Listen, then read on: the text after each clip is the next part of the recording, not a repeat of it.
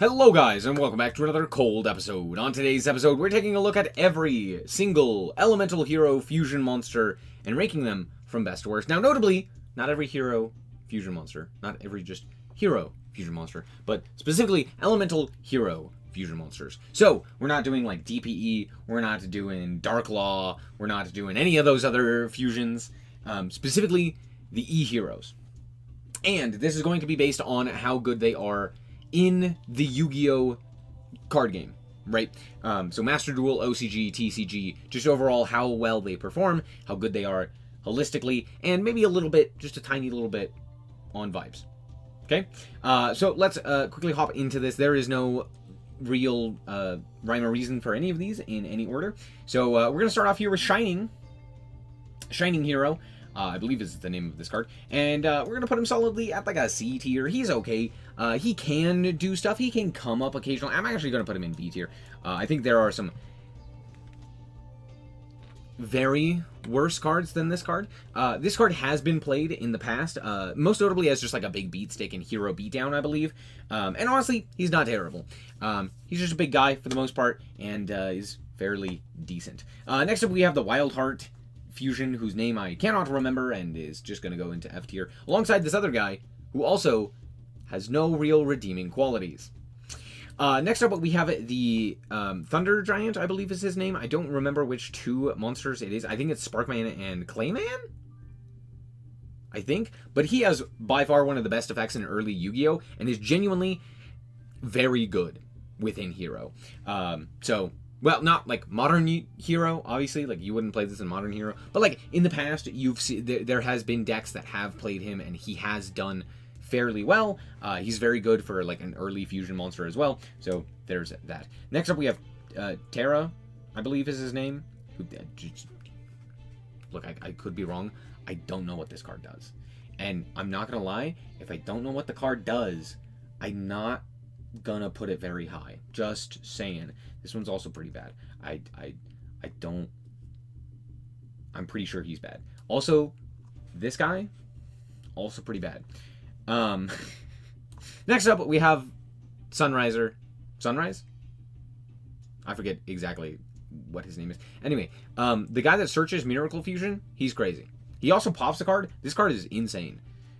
He's Extension. He's extremely easy to summon, unlike a lot of these other ones that are very specific, right?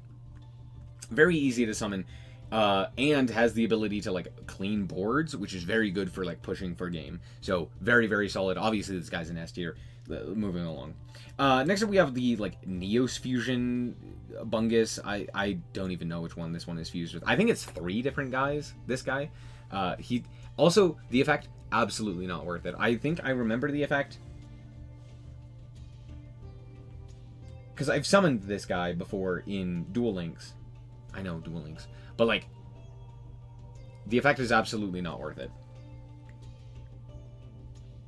Okay, this tier, you know what? I'm gonna just change this tier to just don't know. Because there's a lot of these that I genuinely do not know. I don't know this guy. I don't know this guy. I know these guys. I don't know that one. Do you know that one? You probably do. You're a smart cookie. Let me know down below in the comments what this card is. I mean, I can zoom in a little. Maybe it'll tell me. Shining Phoenix Enforcer. Oh, can I read the text? It'd be really cool if I could. Hold on. Maybe. Oh, never mind. I immediately read its materials and said, nope, that's going in F tier. Honestly, this guy's also going to go in F tier, let's be honest.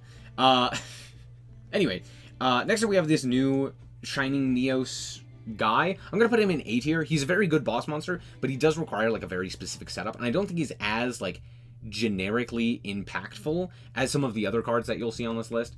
So overall, I think he's very, very strong, and he's a great boss monster to, like, go into and to, like, basically have something to interact with the opponent. But overall, I do think that he is not necessarily the end-all, be-all. So there's that. I'm going to put him in A tier. I might move him later, but there's that. Shining Flare is on. I don't want to put him in F tier. I'm gonna change this back to C tier because I do genuinely think that he is. This is one of the cards where it's like, he's slightly better, and the main reason that I say this is because there is a way to like realistically make this guy in some of the older formats as well. He's not great, but I think he's ever so slightly above the rest, mostly due to, I believe there's a way that like you can cheat him out. I could be wrong, don't quote me on that, but I'm pretty sure you can. Next up we have Rampardos. Rampart Blaster, I believe is the name of this one, which is honestly a fairly decent card. It's not insane. It got a reprint that like changed it and changed its effect to like not be nearly as good. I don't remember which effect is which, but yeah, we'll put it in C tier. I think it's good with the first effect, which basically allows it to attack on the turn that it is summoned, I think, which allows it to like deal some direct damage effectively. I could be wrong. I don't remember, but one of them is good and one of them is like not at all good. I don't remember which one is which, but there you go. They're in C tier. One of them's in C tier. I don't know which one. Shoot. I know like all of these guys. I don't know this guy. No idea. No idea. I'm gonna put him in F tier. This guy sucks. This guy's so bad. Am I right? This is the elemental hero Dark Dragoon or something like that. What is this guy's name?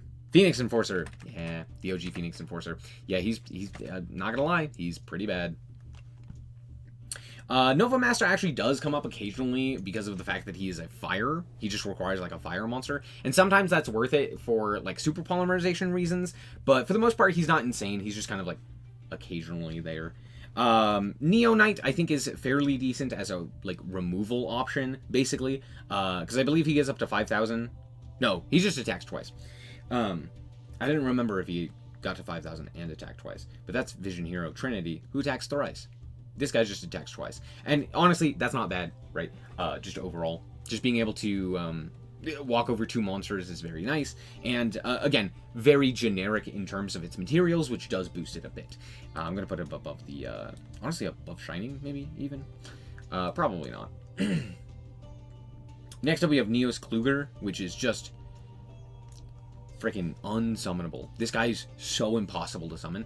And it would require you to be playing the Yubel stuff, which honestly, to be fair, is not nearly as bad as it used to be, but it's still bad. So overall, like, it's so difficult to summon and has been so difficult to summon throughout the history. The effect, to be fair, is actually pretty good. There was a Duel Link skill that gave you the ability to summon this guy basically on turn 1, and its effect is very, very powerful, and was able to basically make that a top tier strategy, or at least, like, relatively. So, like, it's not a bad monster once it hits the field. It's just, it's so gosh diggity darn impossible to summon this guy. Shaman is so bad. Also, Mudball Man does not have an effect, which is very funny. I mean, it technically does, but it doesn't. What is this one? Nebula Neos. I'm trying to remember exactly what this one does. Let me actually look that up real quick. I will be right back. Okay, we're back. And, yes, I was correct. Kluger basically is almost impossible. But I did... Oh, sorry. I wanted to change Necroid Shaman. It's slightly better. It does have a good effect. I was thinking it was... where is he? This guy. Hero Marina. I thought he was this guy. My bad. My bad. You can understand the confusion. They look pretty similar. And also, I mean, they're hero monsters. They all look the same. But this guy honestly has a very similar style of effect. Honestly, it's a very, very good effect. I'm not going to lie. It's a fantastic effect. Problem is, extremely difficult to summon. It is one of the better effects within all of the, like, fusion monsters. Or just like all of the hero cards, basically. He draws cards and then also negates a card the opponent controls, which is great. 10 out of 10. Problem is, only useful going second, and requires 3 named monsters: Elemental Hero Neos, Grand Mole, and Neospace Panther. And honestly, at that point, just attack with Grand Mole. Just attack with the Grand Mole. It's probably just better. So yeah, for the most part, it's not great. I don't know the name of this card, but I know it's fusion materials, and I know that that is bad. It's that simple. There you go. This guy's also, like, terrible. I know that. Tornado is actually pretty good. Tornado is a fantastic option for back row removal for this deck, given the fact that Stratos is a wind, so it's very easy to go into this guy. You just, like, fusion summon into a wind, you remove some back row. I believe this is the card that I'm thinking of. Yeah, I know for a fact that card removes back row. We'll get to this guy in a second. The Grand Mole one is kind of okay. It's basically just Grand Mole, but, like, on a fusion monster that I don't think puts itself back into the deck, which is nice. So you just, like, bounce a guy, does, like, the same effect. I could be wrong about the exact effect, but it basically requires you to use your Grand Mole to get a Grand Mole effect that doesn't, like, get rid of the guy, but it also could get rid of the guy if you're not playing the Neo space. So, yeah, it's okay. I believe. I could be wrong about that second part. Next up, we have the guy that requires 2 normal monsters. This one's honestly actually pretty good, given the fact that it, I believe it extends some of your plays, like you can bring back a guy, which is pretty nice. It's also just like a solid monster to go into if you're playing more than normal monsters with like Neos and stuff like that. So yeah, all in all, it's like a fairly solid option just across the board. And I don't remember its name, but I remember playing it, and I remember seeing it be played. And I know the effect relatively. So there's that. I could be wrong. I have no idea what that is. We'll look that up in a second. Flare Neos is actually honestly a fairly good card as well. I'm going to put this one up a little bit more as well. The biggest issue with it is, again, its materials, right? However, summoning this guy, solid effect. Solid effect, not terrible. Why not? Next up, we have the Gaia. This one is also kind of used for a similar reason as to, like, Nova Master. However, the fact that it also requires an Earth is a little bit better, and it has a slightly better effect. And sometimes you can, like, just polymerization into it or something along those lines. So it's slightly better. I think it's seen play in a few other decks. Most notably, it has seen play in Duel Links as well, which is where I get a lot of the, like,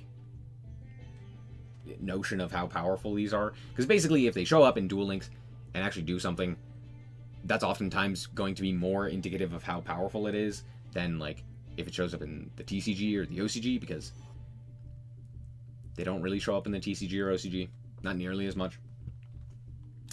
Flame Wingman, I'm sorry, it's got to be an F tier. This is a terrible card.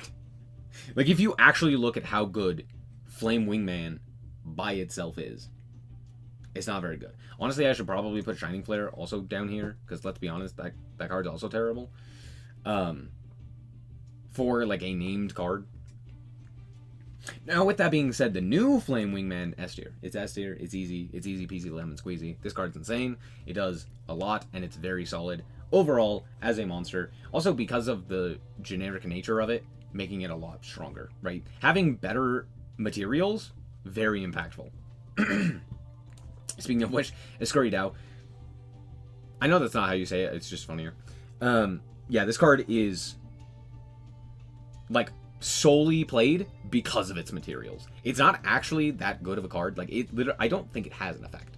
It might have an effect, it probably does, but it's mostly just played for the material. That's it. And honestly, that is kind of enough. So yeah, it's an A-tier monster. It's an A-tier monster simply because it uses Dark Monster, which is very, very funny. Electrum is so unbelievably bad. However, there is an FTK you can do with it, so I am going to put it in C tier because it's hilarious. Yes, there's legitimately an FTK using this card. It's the funniest shit. Divine Neos, here's the thing. Similar to Kluger, good effect, nigh impossible to summon. It's so gosh diggity darn impossible. And the reason I know this is because I had to summon it in Duel Links, again, for like some random mission, and it took me so long. It took me like an hour of just trying to figure out how to summon this guy. It's... whoo, baby. Oh, baby. But solid effect. We'll get to that guy later. We'll get to that guy later as well. This one's one of the new ones. Core is... yeah, Core is pretty bad. I don't know. I think these two are new. I could be wrong. Don't quote me on that. Brave Neos is actually fairly solid. I'm actually going to put this in A tier. Again, generic materials, able to be summoned off of Neos Fusion, which is pretty nice, and it searches additional Neos Fusions. So it's pretty good for, like, pushing to get additional advantage if you can't necessarily push for game, so it's a fairly solid option. Aqua Neos actually has a very solid effect with being able to, I believe it looks at the opponent's hand, similar to the regular Aqua Dolphin, which is very, very solid. And, yeah, has a very solid effect. This is not a card. I don't know why it's on here, but that's kind of odd. And then, of course, we have the GOAT himself, Absolute Zero. This card's insane. I don't really have any other explanation. This card has been meta so many times over. It's been played... okay. It's been meta a couple of times. Like, actually in one of the top decks in a format. It has been the... like a staple in lower power formats, in like draft formats and stuff like that. It's extremely powerful and has some of the most impactful rule changes for Yu-Gi-Oh! But on top of that, just the fact that this guy is playable, even in modern hero lists, is crazy. Very, very impactful. Yeah, being able to nuke the opponent's field. Turns out, is pretty good. We'll take a look at the rest of these in a second. This one, F tier, based on materials, and yeah, that's pretty much it. I don't think I need to explain that one. If these guys are down here, this guy's down here. Glow Moss. Oh, it's so bad. It technically can pop a card, which is pretty good.